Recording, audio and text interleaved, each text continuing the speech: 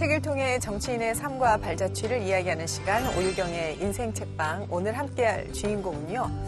여성운동가로 시민사회 활동가로 30년간 현장에서 뛰어온 분입니다. 재선을 넘어 3선까지 거침없이 달려오고 있는 더불어민주당 남인순 의원 모셨습니다. 어서 오십시오. 네, 안녕하세요. 반갑습니다.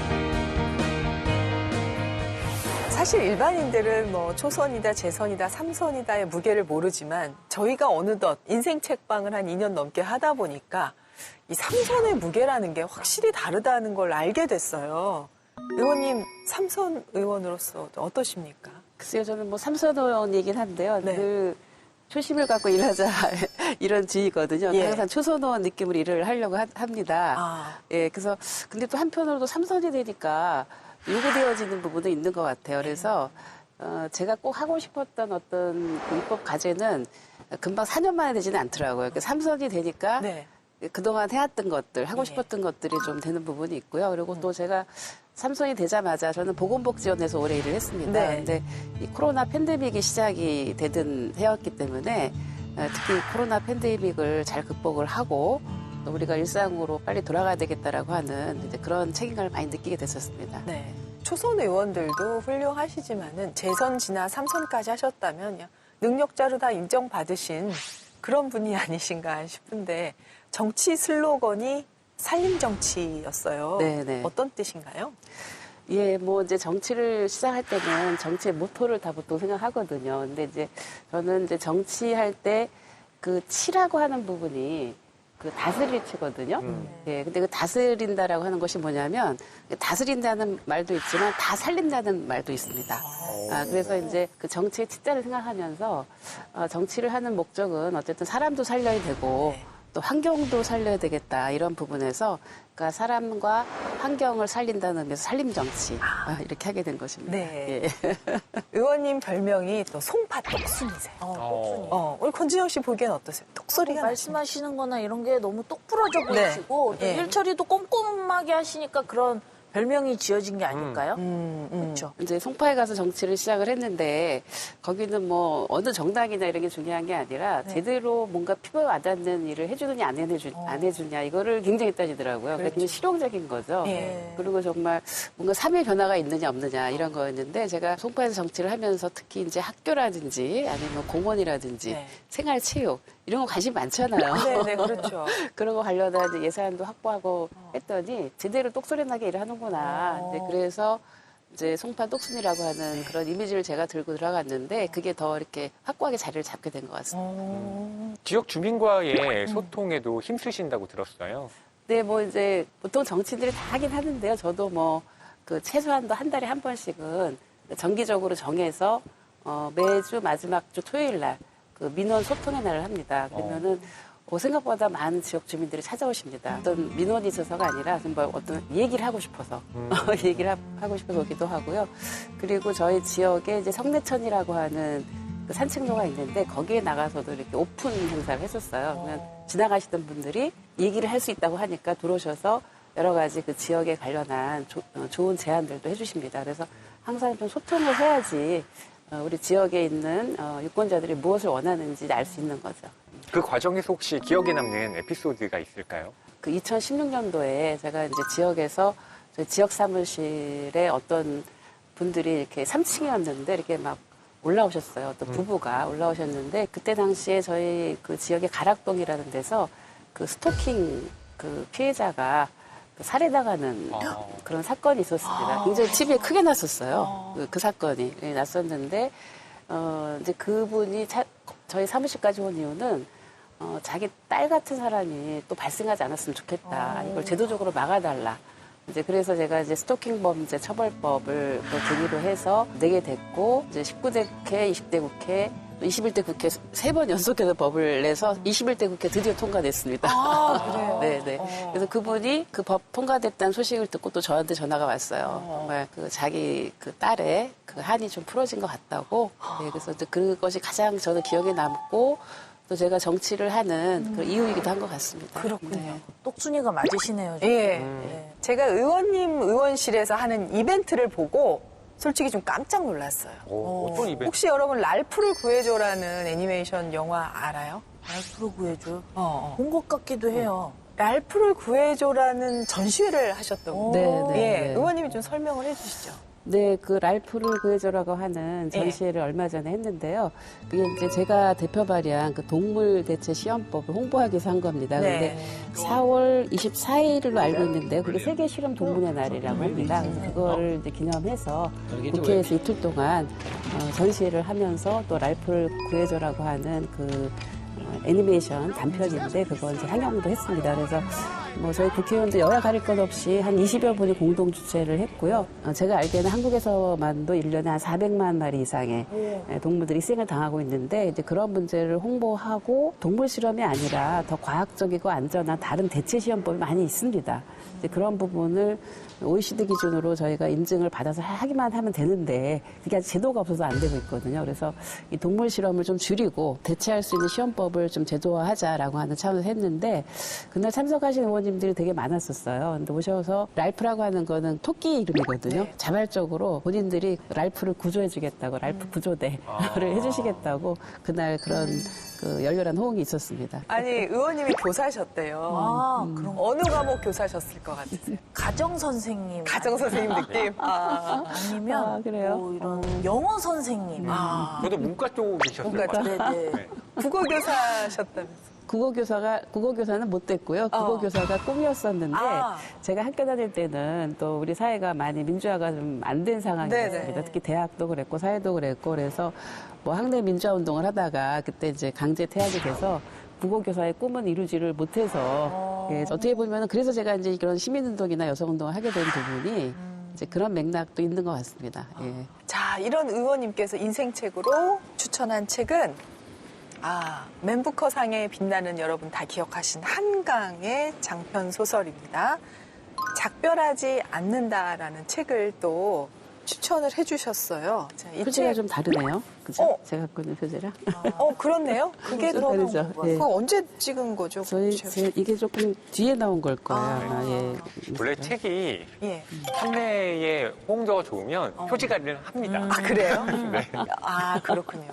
좀 설명을 해주세요, 그래서. 평론가님. 이 한강 작가는 네. 채식주의자로 이 맨부커 인터내셔널 상을 받으면서 네네. 뭐 세계적인 작가로 거듭났죠. 네. 이 한강 작가가 채식주의자뿐만 아니라 우리 한국사에서 굉장히 아픈 역사를 다루는 소설을 썼는데요. 네. 뭐 대표적으로 광주를 다룬 소년이 온다라는 소설이고요. 이 책 같은 경우는 2021년에 나왔는데 제주 4.3을 다루고 있습니다.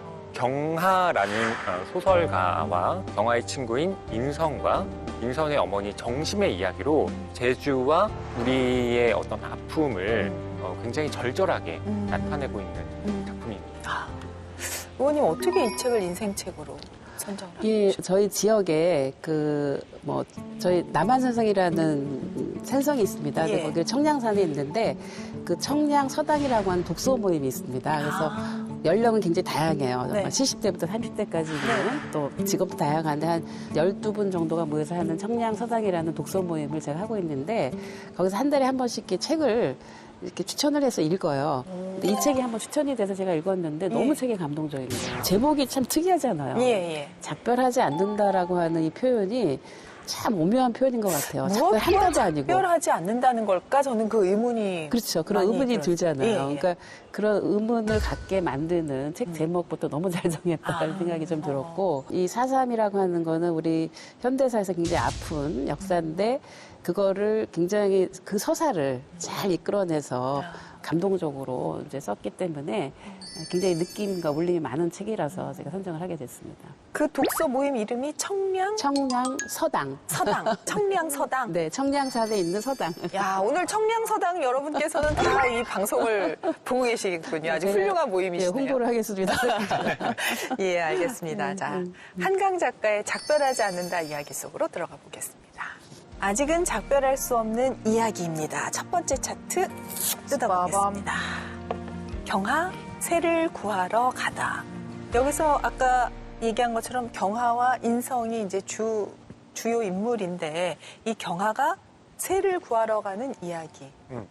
특이하네요. 새를 구하러 간다고요? 이 소설의 첫 장면은 네. 경아가 꾸는 꿈으로부터 시작해요. 네. 이 꿈이 어떤 건가 하면 눈 내리는 벌판에 이 수천 그루의 검은 통나무가 뮤비처럼 이렇게 심어져 있고 봉분들도 거기 함께 있습니다. 네. 그런데 이 꿈을 꾸는 경아 입장에서는 저게 뭔가 무덤 같기도 하고 이곳이 밀물에 휩쓸려 가게 되면 전부 거기에 있는 뼈들이 흩어져 버릴 텐데 어떡하지? 라는 그런 조바심을 느끼게 돼요. 그러다가 도대체 이 꿈이 뭘까? 라는 생각을 해봤는데 이 경아가 소설가라고 말씀드렸잖아요. 예. 그런데 여기에는 사실 이름은 좀 다르지만 한강 작가의 분신이라고 할 만한 캐릭터예요. 왜냐하면 이 경아가 계속 꿈에 시달리는 것도 네. 이전에 썼던 작품, 그 광주를 다뤘던 소설인데 소년이 온다. 예, 그게 아마 소년이 온다일 테고 그 이후에 계속 작가가 가진 어떤 또 문제의식이 지속되고 있다라는 걸 암시하는 대목이기도 합니다. 광주를 다뤘던 이야기, 꼭 여기서 4.3을 다루는 이야기인데 뭔가 이 첫 장면의 주제를 내포하고 있는 듯한 그런 이제 장면이었다는 생각이 드는데 경하가 어쩌다가 새를 구하러 가게 되는 거예요, 의원님? 경아가 소설을 쓰는 사람인데 네. 유서를 준비해 놓고 다닐 정도로 굉장히 어떤 삶에 대한 의미를 잘 못 느껴서 저는 처음에 그 경아의 그런 이야기들을 보면서 굉장히 마음이 아팠어요. 왜 그럴까라고 하는 부분이었는데 아픈 소설을 쓰면서 그게 계속 자기 내재화가 되는 것 같아요. 그러니까 뭔가 삶의 의미를 잃고 삶과 죽음의 경계 왔다 갔다 하면서 겨우겨우 살아내면서 이렇게 하루에 한 번씩 죽을 사 먹으러 나가는 내용이 나와요. 네네. 죽을 예. 먹으면서 견딥니다. 네. 이게 견디는데 이제 새를 구하러 가게 되는 거는 이제 친구 인선한테서 갑자기 이제 문자가 온 거예요. 전화해 줄 수 있니? 해갖고 그 전화를 했더니 병원이라고 해서 가보니까 그 인선은 제주도에 내려가서 이제 그 다큐멘터리 작가였는데 이제 그 일은 거의 안 하고 이제 그 목공을 하고 있었습니다. 예, 목공을 하고 있었는데 거기서 이제 그 큰 통나무 같은 걸 자르다가 손가락이 잘린 거예요. 이제 제주도에서 말하자면 이제 병원까지 이쪽 비행기를 타고 왔겠죠. 네, 그렇게 그 오는 과정에서 제주도에 남겨진 자기의 그 새, 아마라고 하는 그 새한테 빨리 가서 반려조군요, 반려조. 예, 반려조죠. 이 새한테 빨리 가서 좀 물을 줘라, 밥을 줘라. 그래서 3일이 지나면 목말라서 앵무새거든요. 죽을 수 목말라서 죽으니까 빨리 가서 얘를 좀 살려주라라고 하는 거로 갑니다. 근데 경아 입장에서는 도대체 자기가 키우던 반려조도 아니니까 왜 거기를 가야 되는지 모르겠는데 너무 이제 인선이 절실하게 얘기를 하니까 무조건 이제 간 거예요, 제주도로. 가서 이제 막 비바람, 눈보라를 헤치고 굉장히 많은 걸 거치면서 이제 거기 가는 여정이 나오게 됩니다. 그렇군요. 그 새가 제주도에 있지 않습니까? 물론 제주 중산간이 좀 험하기는 해요. 제가 그 날씨를 경험해봐가지고. 거기서 너튜브도 찍으셨잖아요. 예, 그래서 한 번 눈이 오고만 이러면은 진짜 옴쭉달싹하기는 쉽지 않은 곳이 맞아요. 제주도긴 하지만 와, 여기서 표현되는 그렇게까지일까 싶기는 한데 아무튼 구하러 가는 여정이 너무너무 험난하죠. 네. 그러니까 경아가 지금 좀 몸이 안 좋은 상태거든요. 근데 제가 이 책이 나왔을 때 실제 한강 작가와 이 책을 가지고 북콘서트를 했었습니다. 그때 한강 작가가 정말로 몸이 너무 안 좋아서 하루에 겨우 한 끼를 죽을 먹었는데 쌀죽을 먹으면 그냥 탄수화물이잖아요. 네. 근데 콩죽은 나름 단백질이 있어서 그걸 겨우겨우 드셨다는 거예요. 본인이 그러고 있어요. 그래서 이 작가의 경험이 또 어느 정도 반영된 작품이다라는 건데 경아 같은 경우에 그런 안 좋은 몸을 이끌고 친구의 전화를 받고 서울에서 제주도로 가는 비행기에 바로 탑니다. 네. 근데 날씨가 안 좋기 때문에 내려서 뭐 버스를 타고 그 중산간 지방으로 가는데 더 이상 버스가 올라갈 수가 없는 거예요. 그래서 눈보라가 몰아치는데 내려서 인선의 집까지 걸어가게 됩니다. 예. 그러니까 새 한 마리를 구한다라고 하는 네. 그 목적이 과연 뭘까? 이 소설을 읽으면 계속 곱씹게 되는 거죠. 의원님께서 이력서를 보면 여성 노동운동을 빼놓을 수 없는 이력이에요. 의원님 여성 노동운동에 관심을 갖게 된 어떤 특별한 계기가 있으신가요? 대학교 1학년 때 이제 그 인천 지역에 있었거든요. 근데 예. 겨울 방학 때 이제 어떤 선배가 지역에 어떤 여성들이 하는 집회가 있다고 성당을 같이 데려갔어요. 근데 네. 성당에 갔는데 정말 그 작업복을 그 추운 겨울인데 입은 여성들이 제 생각에 몇백 명이 다 구호를 외치는 거예요. 네. 뭐 인간답게 살고 싶다, 뭐 노동조합을 결성할 권리를 달라, 뭐 이런 거를 78년도인가였던 것 같아요. 근데 그걸 보면서 저는 깜짝 놀랐어요. 세상에 이런 일이 있구나. 그래서 이제 이렇게 관심을 가지면서 여러 가지 이제 책도 보게 됐고 또 현장의 목소리도 듣게 됐고 뭐 이러던 차에 제가 이제 그 국어 교사를 아까 접었다 그랬잖아요. 네. 그래서 이제 야학을 하게 된 거예요. 야학을 하다 보니까 이제 그 여성 노동자들에 대한 저 국어 야학을 제가 국어 선생이었습니다. 그래서 이제 그런 야학을 하면서 자연스럽게 여성 노동자들의 그 상황을 알게 됐고 특히 이제 여성 노동자들 같은 경우는 여성이면서 노동자다 보니까 또 막 집에서 일도 해야 되고 또 직장에서도 여러 가지 차별을 당하는 그런 걸 보면서 관심을 이제 갖게 된 거죠. 그래서 제가 좀 더 알고 싶어서 제가 봉지 공장도 다니고 전자회사도 다니고 그 당시에요. 그렇게 이제 현장에 직접 일하는 거는 한 몇 년 하다가 이제 해고가 돼서 이제 지역에 나와서 일하는 여성 나눔의 집이라고 하는 여성들한테 교육이 중요하다. 해서 이제 그 직업 교육 같은 것도 하고 여러 가지 성교육도 하고 뭐 이런 이제 교육 활동을 하게 된 것입니다. 네. 여기 이제 경아가 그 인성의 새를 구하러 가면서 내 새도 아닌데 내가 왜 이렇게 이거를 하고 있을까라고 이제 자문하는 네. 부분도 나오는데 의원님 자신의 일이 아닐 수도 있었다. 네, 네. 뭐 같은 여성이긴 하지만 또 그들의 일일 수도 있었는데 너무 어려운 길을 헤쳐가니까 부모님께서 네. 특히 어머니께서 의원님을 보실 때 마음이 어떠셨을까 싶기도 하네요. 저희 어머님이 이제 한부모셨었거든요. 저희 이제 그 초등학교 1학년 때 저희 아버님이 돌아가셨는데 그러니 제가 또 맞다리고 하니까 네. 뭐 그리고 이제 가서 교사가 되라고 사범대학교 보냈는데 뭐 뜻하지 않게 학교에서 이제 강제 퇴학을 당하고 하니까 어머님이 정말 화가 나셨나 봐요. 막 퇴학됐다라는 얘기를 들으시더니 뭐 요즘은 그런 신발 없죠. 옛날에 고무신 있었잖아요. 고무신으로 맞으셨어요? 고무신으로 제 등짝을 확 때리시는 거예요. 얼마나 화가 나셨으면. 화가 나시죠? 네, 그래서 사범대학이면 여자 최고의 직장 아니었습니까? 사범대학이었는데 그때는 저희 어머니 뭐라 그랬냐면 2년제 교대를 가라 그랬거든요. 이제 대학 하려면은 다 학비가 많이 드니까 2년제 교대를 가라고 하는 거를 그때는 인천의 교대가 유명했거든요. 그 교대를 안 가고 굳이 내가 서울에 사범대학을 갔는데 가서 또 졸업을 안 하고 퇴학을 당하면 얼마나 얄밉겠어요. 그래서 지금도 저희 어머님이 저의 등을 내리쳤던 그 고무신 짝으로 맞았던 거를 가끔 생각이 납니다. 왜냐하면 그게 어쨌든 저희 어머님이 또 주시는 저에 대한 사랑에 채찍이지 않았을까 그런 생각으로 항상 또 제가 어떤 인생의 길을 갈 때 그 순간에 생각할 때가 있어요. 또 시민운동을 하시다가 네. 이제 정치에 직접 뛰어들게 된 네. 그 계기는 뭐였나요? 시민운동을 하면서도 여러 가지 뭐 청원 활동도 하고 이렇게 이제 정치 직접 현장에 제가 이렇게 직접 뛰는 건 아니지만 이제 간접적으로 다 이렇게 했었는데 저희가 이제 그 여성단체에서 노력을 해서 만들어 놓은 법들이 있는데 그런 법이 이렇게 좀 무력화된다고 할까요? 이렇게 제대로 실행이 안 되고 후퇴되어지는 그런 상황을 보면서 이게 정치를 그냥 정치인들만 하는 게 아니라 시민의 목소리를 대변해서 이렇게 정치를 직접 참여해서 해야 되겠구나. 그러니까 그동안은 좀 바깥에서 하는 정치였다면 좀 안에 들어서 하는 정치가 필요하지 않냐라고 하는 그런 얘기들을 2011년도 굉장히 많이 했습니다. 그래서 제가 그때 2011년도에 그 내가 꿈꾸는 나라라고 하는 이제 정치 시민단체를 만들어서 이렇게 국회 앞에 와서 정치개혁 뭐 피켓팅도 하고 뭐 하다 보니까 국회를 자주 오게 된 것 같아요. 근데 그래서 민주통합당이라고 하는 그 시민단체하고 기존의 민주당이 통합돼서 만든 당이 있습니다. 거기에 참여를 하게 되면서 이제 참가하는 정치를 바뀐 거죠. 저 혼자만의 목소리가 아니라 좀 함께했던 사람들의 목소리로 직접 참여해서 되겠다 해서 그래서 참가의 정치를 하게 된 것입니다. 네. 국회의원이 되셔서 여성, 아동, 청소년을 네. 위해서 다양한 법안도 발의하시고 통과도 시킨 것으로 알고 있거든요. 네. 그러면 그렇게 활동하시면서 가장 보람 있었던 일은 혹시 어떤 게 기억나세요? 여성 노동자들 문제에서 특히 이제 직장에서 일하면서 아이들 키워야 되고 뭐 직장 일도 해야 되고 참 힘들잖아요. 그래서 이 보육 문제가 참 심각하다라고 하는 거를 이제 이 문제 해결하는 게 중요하다고 생각을 했기 때문에 네.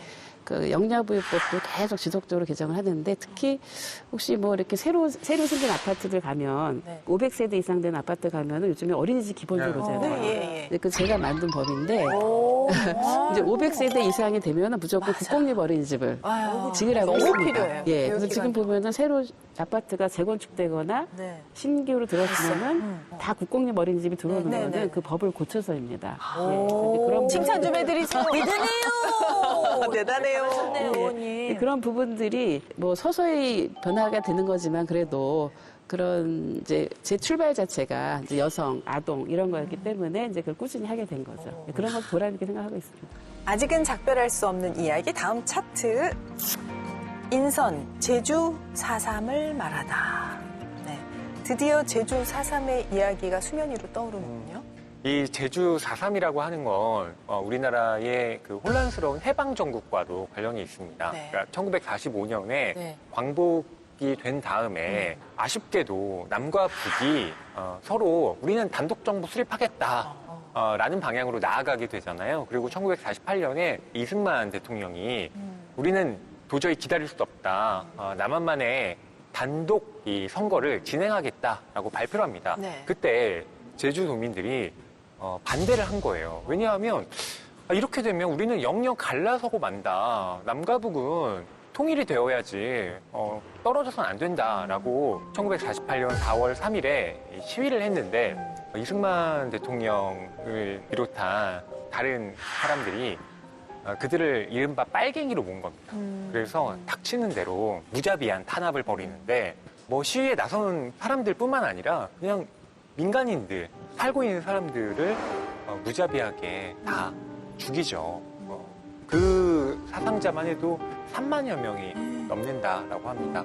그래서 여기에 대해서 제주도 분들은 일종의 트라우마로서 계속 사시다가 우리에게 알려지게 된 것이 김대중 정부에서 제주 4.3과 관련된 이 진상규명 그리고 희생자 명예 이 회복에 관한 특별법이 제정됐고 그 뒤에 노무현 정부를 비롯해서 정치권에서도 어떻게 하면 이 제주 4.3에 대한 복권을 다시 할 수 있을까를 고민하고 있습니다.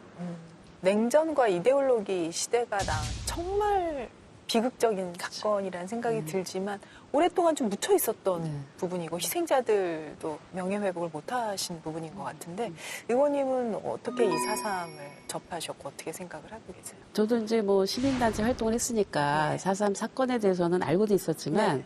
이게 내가 해야 되는 일인가 이렇게까지는 생각을 안 했던 것 같아요. 그냥 어쨌든 제주도민이 하겠지. 예. 어떤 대한민국의 문제를 생각 안 하고 제주도민들께서 늘 얘기하시는 일이구나라는 정도 생각을 했는데 이게 정치에 참여하기 전에 네. 오기 전에 이렇게 그 제주도의 역사기행이라는 프로그램이 있었어요. 네. 그래서 이제 거기에 참여를 하게 됐는데 여기 소설에서도 그런 내용이 나와요. 그 동굴에 막 이제 민간이 학살당할 때 그 동굴로 막 숨잖아요. 예, 막 예. 이렇게 숨는 그 동굴 체험을 갔어요. 근데 정말 저는 거기 들어가고 깜짝 놀랐어요. 그러니까 동굴 정말 이렇게 들어갈 때 사람이 이렇게 누워서 포복을 하고 들어갈 이 정도의 높이로 입구가 돼 있어요. 그거를 좀 들어가다 보면은 안에 큰 넓다란 동굴 안이 나와요. 그래서 그걸 보면서 이제 거기서 숨죽이면서 정말 그 토벌 같은 것을 피해서 거기서 며칠씩 있다가 이제 좀 지나가면 다시 나오고 뭐 이랬던 동굴이라고 그러더라고요. 그래서 그 동굴을 체험해 보면서 야 정말 그 제주도민들이 그때 겪었을 그 아픔이 간접적으로 느껴지더라고요. 그래서 그때 한번 가보고 관심이 가서 이제 계속 저도 뭐 관련한 자료도 있고 있다가 4.3 그 행사도 국가 기념일로 하게 된 지 얼마 안 됐잖아요. 그래서 이제 그 평화공원에 가서 그 유가족들을 만났었어요. 유가족들을 만나서 그 유가족들의 얘기를 들으니까 정말 너무나 눈물이 나더라고요. 그래서 이거는 정치인의 한 사람으로서 꼭 이 문제에 관심을 갖고 함께 해야 되겠구나. 이제 이런 이제 생각을 하게 됐습니다. 가게 된 거는 이제 역사 기행이었는데 제가 정치인이 되면서 이 법 처리에 관심을 갖게 됐습니다. 네. 그래서 이 책에서도 4.3에 대해서 네. 얘기하는 구절들이 있고 네. 굉장히 이제 인상적인 부분인데 혹시 의원님께서 그 부분 저도 뭐 이제 그 장면 중에서 네. 인선의 엄마죠, 네. 엄마가 이제 자기 그 이제 엄마하고 이모라고 인선의 입장에서 네, 이렇게 네. 얘기하는데 사람들이 학교에서 집단 학살당을 했을 때 이제 막 찾으러 가지 않습니까? 네. 찾으러 가서 막 삼촌을 찾고 막 이러는 장면이 나옵니다. 근데 막 이제 막 시체가 널브러져 있는 속에서 이제 눈은 내렸고 그래서 누군지 모르는 이런 상황 속에서 눈을 다 이렇게 씻어가면서 그 얼굴을 하나하나 확인하고 꼭 얼굴을 꼭 확인하라고 했던 그 장면이 기억에 납니다. 왜냐하면 그건 잊지 말아야 되기 때문에. 이 작별하지 않는다와 연관이 되는 것 같아요. 우리가 잊지 말아야 되는 것이 작별하지 않는다라고 저는 통한다고 생각하거든요. 그래서 잊지 않기 위해서 그 과정을 봤던 그 장면이 좀 생각이 납니다. 내용이.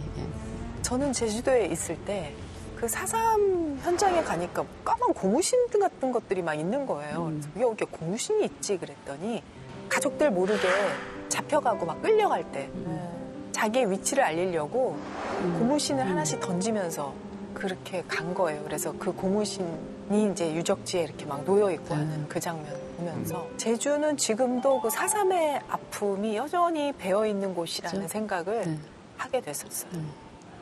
경화가 그 집에 도착했을 때 인선이 얘기한 새는 죽어 있었잖아요. 예. 그런데 대신 인선이 나타나죠. 거기서부터 뭔가 판타지 소설 같은 느낌이 좀 들었는데. 그렇죠. 예. 그러니까 인선은 지금 병원에 있잖아요. 네. 근데 병원에 있는 인선이 어떻게 내 눈앞에 있지? 라는 생각이 드는데 이때부터 그 꿈과 환상이 현실과 뒤섞이게 됩니다. 네네. 뭐 그것이 또 한강 작가가 작품을 쓰는 어떤 방식이기도 해요. 네. 이 앞서 5.18 광주 민주화운동을 다뤘던 소년이 온다라는 작품을 한강 작가가 집필을 했다고 말씀을 드렸는데 거기에서도 이른바 유령 화자라고 하는 것이 등장합니다.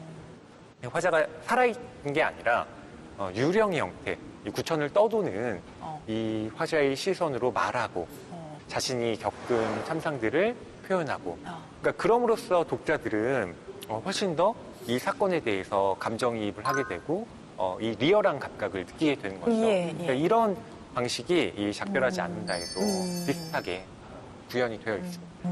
그렇군요.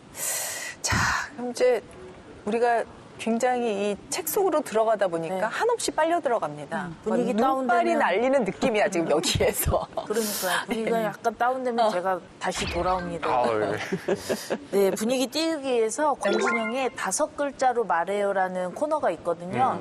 의원님이 그냥 제가 질문을 드리면 5글자로 대답해 주시면 됩니다. 잘 듣고 대답을 해 주시면 됩니다. 네. 의원님이 얼마나 센스가 있는지. 자, 첫 번째 질문 드립니다. 지금 기분은 5자로. 매우 좋아요. 매우 좋아요. 오. 그거에 강하세요. 아주 뭐 선생님. 편안하게 첫 번째 그러니까요. 패스. 네, 두 번째 질문. 최근 관심사 지방자치제. 지방자치제. 깔끔한 답이 나왔습니다. 이거 타고나신 것 같은데, 아까? 네. 정치가 뭐야? 세 번째 문제. 민생고 해결. 너무 훌륭하시다. 너무 당황스럽네, 지금. 너무 잘하셔. 그거 저희 미리 안 알려드렸잖아요. 네. 아니, 다른 의원실에서 항의하시겠는데? 그러니까 막. 미리 알려드린 거 그런 아니에요? 있는지 몰랐어요, 지금. 그쵸? 네. 근데 너무 당황하게 너무 잘하시는데. 자, 그럼 다음 문제. 최근 고민은 건강이 문제. 건강이 문제. 그렇죠. 건강하셔야 됩니다, 예, 의원님. 예. 할 일 많으신데. 할 일이 너무 많으셔가지고요. 예, 5번째 문제입니다. 언제 행복해? 멜리와 함께. 멜리와. 멜리와 함께. 멜리가 멜리가 누구예요? 반려무. 아, 그렇구나. 아, 멜리. 멜리입니다. 멜리. 예, 우리 귀엽게 고양이입니다. 예. 예, 우리 끝까지 최선을 다하신 센스 있는 의원님이셨습니다. 너무 감사합니다, 의원님. 고맙습니다. 너무 잘하시고. 너무 미리 진짜 훌륭하셨어요. 이거 네. 얘기보다 안 해주시고 정말. 아니 그래서 저희가 이제 센스를 확인하는 건데 의원님 최고 점수 획득하셨습니다. 네. 타고나셨어, 센스가. 자, 다음으로 넘어가겠습니다. 아직은 작별할 수 없는 이야기. 다음 차트. 정심 고통을 껴안다. 네. 정심 고통을 껴안다. 그러니까 이 정심이 인선의 어머니입니다. 네. 정심의 이야기까지 이 작별하지 않는다는 나아가는데요. 네. 처음에는 경아의 이야기로 시작해서 그렇죠. 이게 또 경아에게 집중되나 네. 했는데 이 이야기의 중심축이 이동하면서 여러 인물들의 시선으로 4.3이라고 하는 이 사건을 보게 되는 어떻게 건데요. 보면 더 깊이 맞아요. 가까이 연관돼 있는 사람의 이야기로 들어가는 더 거죠. 심층적으로 빠져요. 그렇죠. 이 정심 같은 경우는 사실 자신이 겪은 4.3에 대해서 딸인 인선에게도 이야기를 안 했습니다. 근데 인선이 이 가출을 했다가 집에 온 적이 있는데 그때 어머니가 4.3 때 눈이 막 떨어지고 거기에 시체가 있고 거기에서 가족들을 찾아야 했던 그 아픈 상황을 언급해요. 그러면서 이제 인선도 우리 어머니가 이 4.3과 무관하지 않았던 사람이구나라는 걸 알게 되고요. 예. 실제로 이 어머니 같은 경우는 끊임없이 실종된 자신의 오빠를 찾기 위해서 거의 평생을 다 바친 분이에요. 그래서 이 오빠 같은 경우는 진주 형무소를 거쳐서 네. 또 대구 형무소에 있는지를 확인하려고 가보기도 하고 또 나중에는 경상 이 코발트 광산까지 이 오빠의 흔적을 찾으려고 어머니가 정말 많은 노력을 하는데요. 네.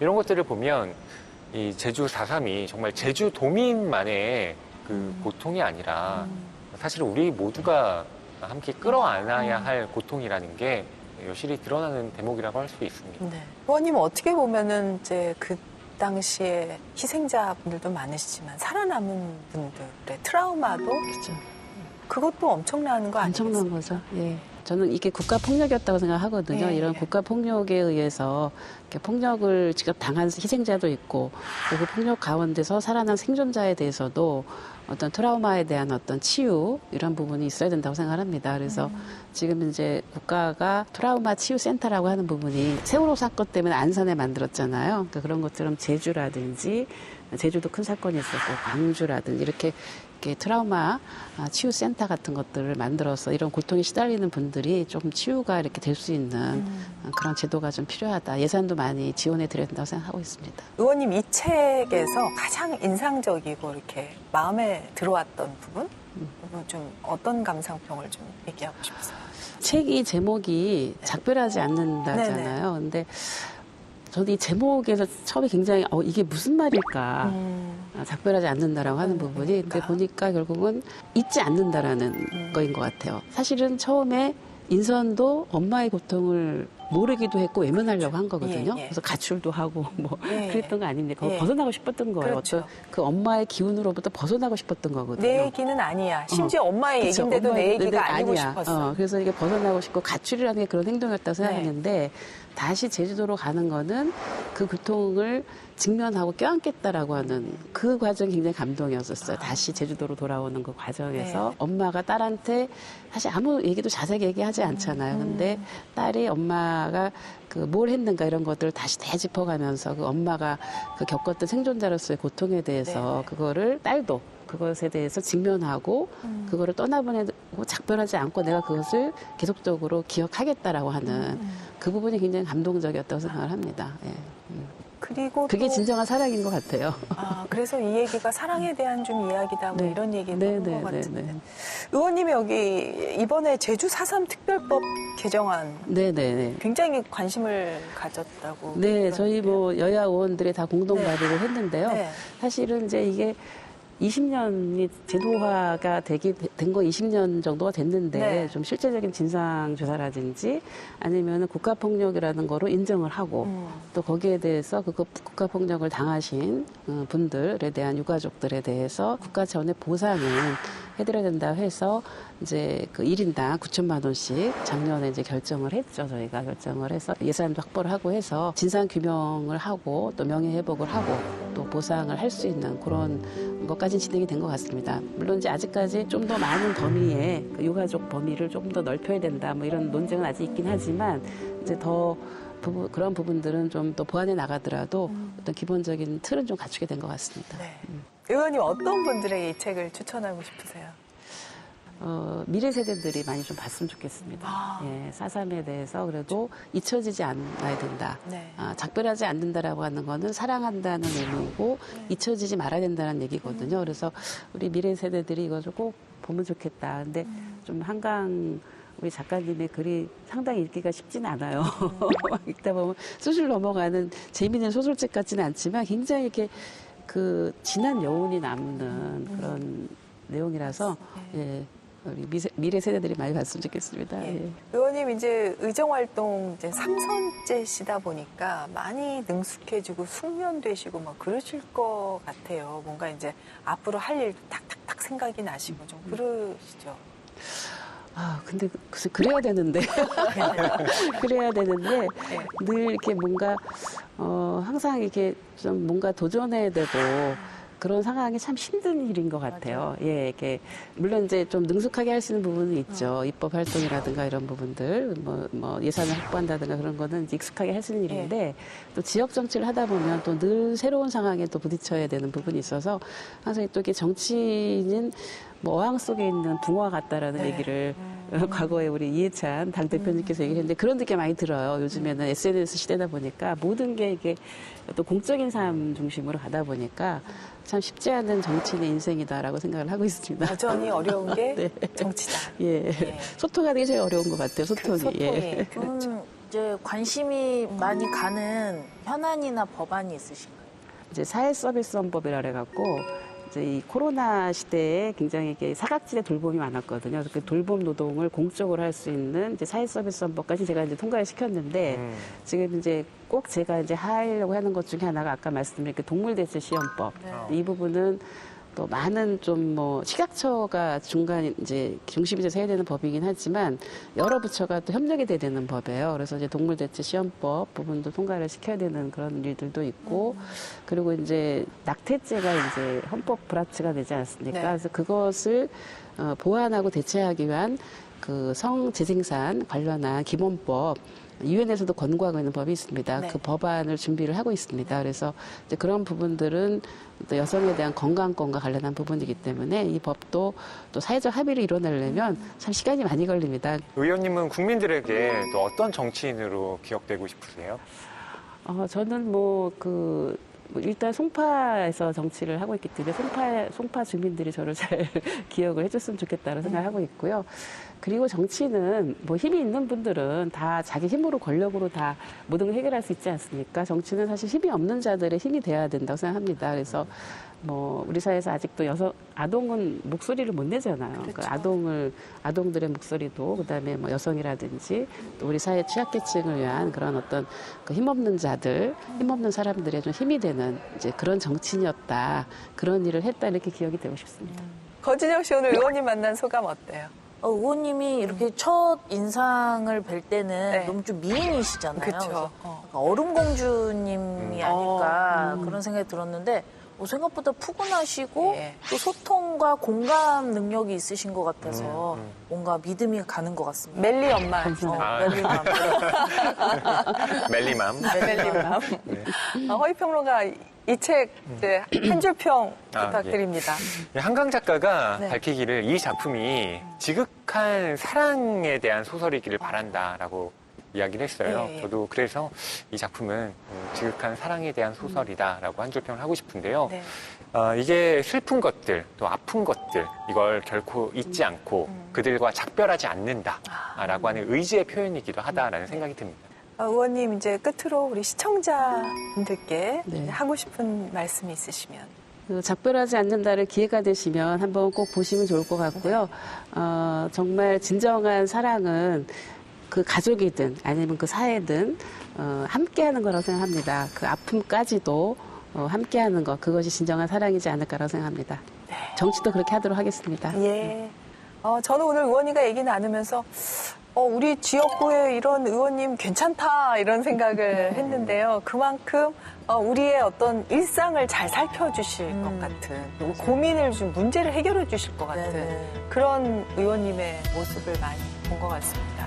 앞으로도 또 여성을 위해서, 아이를 위해서, 또 의원님이 꿈꾸는 정치를 위해서 많은 활동 해나가시기를 바라겠습니다. 네, 좋은 책 고맙습니다. 추천해 주셔서 고맙습니다. 네, 감사합니다. 감사합니다. 감사합니다.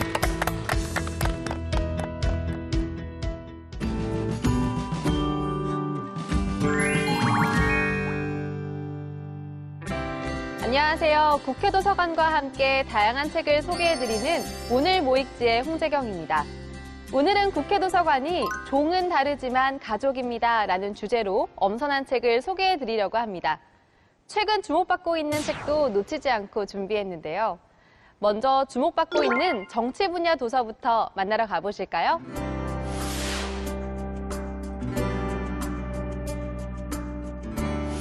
첫 번째 책은 환경운동가 나오미 클라인의 책 미래가 우리 손을 떠나기 전에입니다. 환경운동가 그레타 툰베리를 아시나요?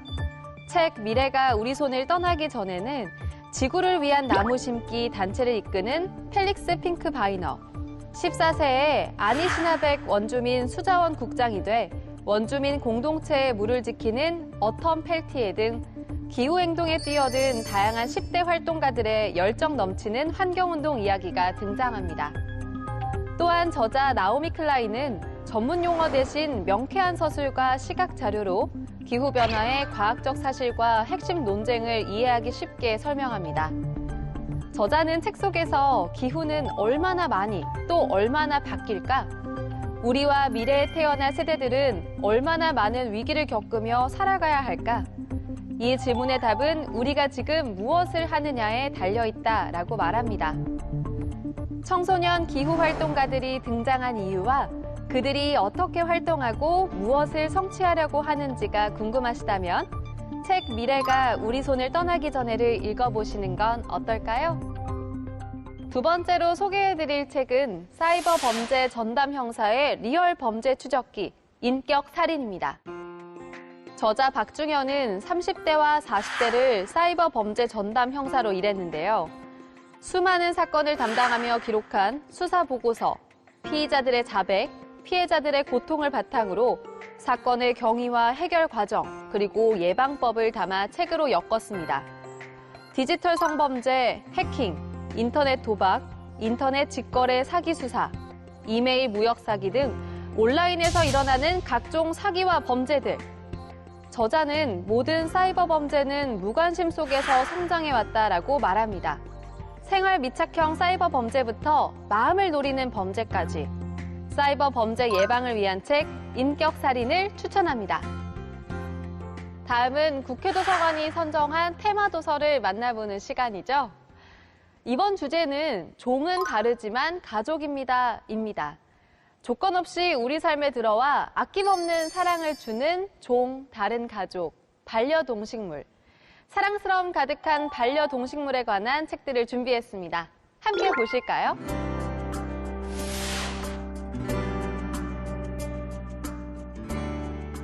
종은 다르지만 가족입니다. 첫 번째 책으로 식물과 같이 살고 있습니다를 소개합니다. 식물 키우기에 실패한 경험이 있거나 식물 구입을 망설이고 계시나요?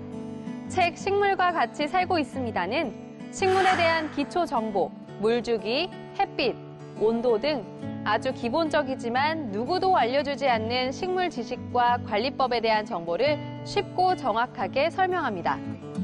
국내 최대 식물 전문 인스타그램 채널을 운영 중인 식물 집사 리피 운영진의 초보 집사를 위한 반려식물 상식 사전, 책 식물과 같이 살고 있습니다를 추천합니다. 다음으로 소개해드릴 책은 작가 러브둥둥의 귀여움이 세상을 구한다입니다. 반려동물과의 첫 만남부터 이별, 반려동물에게 감동받은 순간과 황당하고 유쾌한 일화까지 책 귀여움이 세상을 구한다는 반려인들에게 제보받은 반려동물과의 소중한 추억을 만화와 사진으로 재구성해 책 속에 담았습니다. 알듯 모를 듯한 반려동물과 생활하며 사랑을 배우고 성장하는 집사들의 이야기. 책 귀여움이 세상을 구한다입니다. 마지막으로 정우열 작가의 책 노견일기를 소개합니다.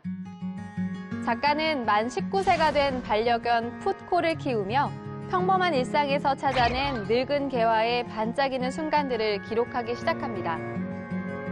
예전보다 눈도 건강도 나빠졌지만 바닷가에서 수영을 즐기고 일하는 작가 옆에서 느긋한 낮잠을 자며 가을이 되면 감 열매의 행복을 느끼는 풋코의 일상은 책을 읽는 독자들에게 작은 위안과 휴식을 건넵니다. 산책할 땐 최애 빵이 가득한 곳으로 달려가기 바쁜 엉뚱발랄 빵돌이 풋코와 함께하는 따뜻하고 유쾌한 일상. 정답고 다정한 책 노견일기를 추천합니다. 오늘도 국회도서관 추천도서로 즐거운 독서 시간 가져보시기 바랍니다. 자세한 책 내용은 국회도서관 홈페이지에서, 다시 보기는 국회 방송 홈페이지에서 보실 수 있습니다. 저는 다음 주 새로운 책으로 여러분을 찾아올게요.